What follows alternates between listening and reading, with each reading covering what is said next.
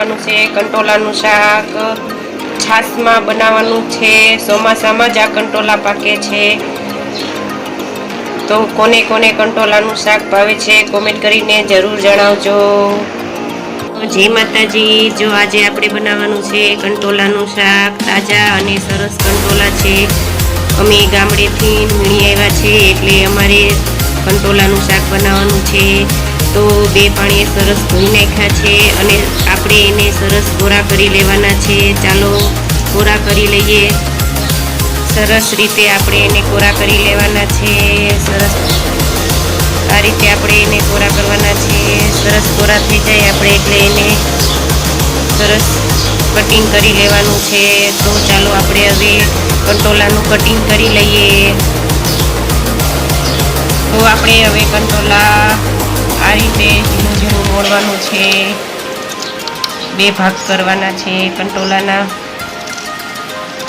આ રીતે બધાય કૂણા કંટોલા આપણે સમારી લેવાના છે સરસ રીતે। તો આપણું કંટોલા સરસ રીતે કટિંગ થઈ ગયા છે। આ રીતે અમે કટિંગ કર્યા છે અને કંટોલા બહુ જ હેલ્ધી હોય છે અને આ કંટોલા ચોમાસામાં જ પાકે છે જેને બધાને ખબર જ હશે। આ બહુ જ હેલ્ધી હોય છે। બધાય શાકભાજીમાં આ કંટોલા હેલ્ધી હોય છે। ચોમાસામાં જ આ કંટોલા થાય છે। કોને કોને કંટોલાનું શાક ભાવે જરૂરથી મને કહેજો। ચાલો હવે આપણે બનાવવાનું સ્ટાર્ટ કરી દઈએ।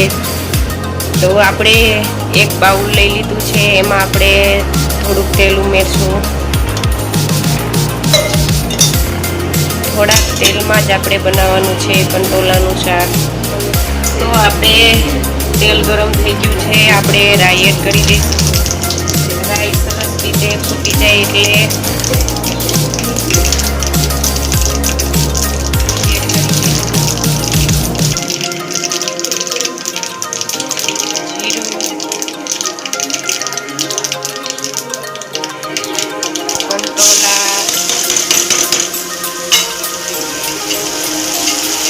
સરસ રીતે હલાવી લેશું। આપણે આને બનાવવાનું છે છાશમાં। બહુ સાદી રીતે બનાવવાનું છે।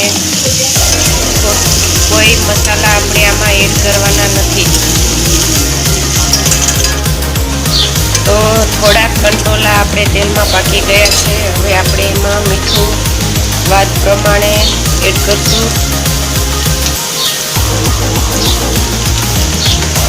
અડધી ચમચી હિંગ। તો આપણે થોડીક હળદર એડ કરશું। પાછું થોડીક વાર પાકવા દઈશું। સરસ છે અને હવે ભેળવેળી ચટણી એડ કરશું। સરસ રીતે મિક્સ કરી લેવાનું છે આપણે કંટોલાનું શાક। ચટણી આપણી પાકી જાય એટલે થોડું પાણી એડ કરશું। પાણી એડ કરીને આપણે થોડીક વાર ફરી પાકવા દેવાનું છે। પછી આપણે છાશ આમાં ઉમેરવાની છે। તો પાણી આપણે મરચું પાકવા માટે એડ કરીશું। હવે આપણે પાકી ગયું છે એટલે હવે આપણે એમાં છાશ ઉમેરશું।